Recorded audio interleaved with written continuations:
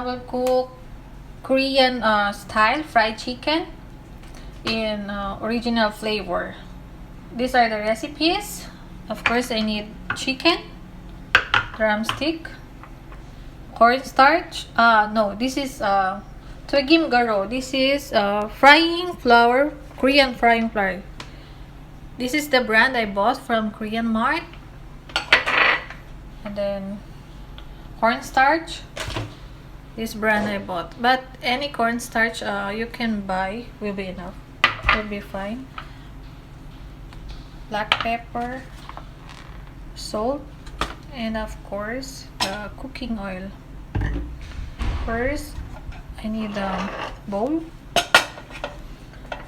I will just use 1 spoon of twagim garo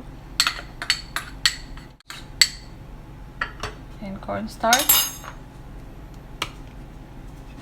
black pepper, and a little bit salt.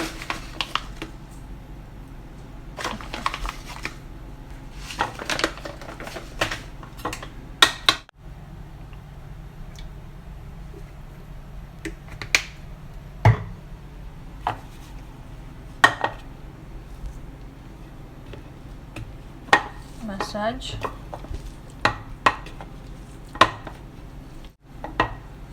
With by twagim garo and cornstarch.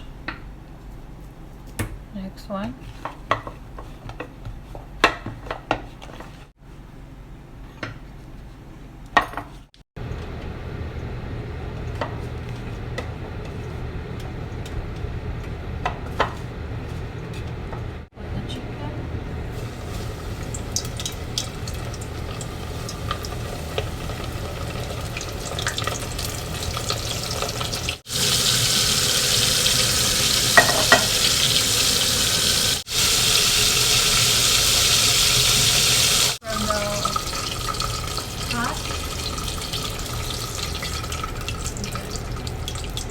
This is the second round of frying to make it more crispier and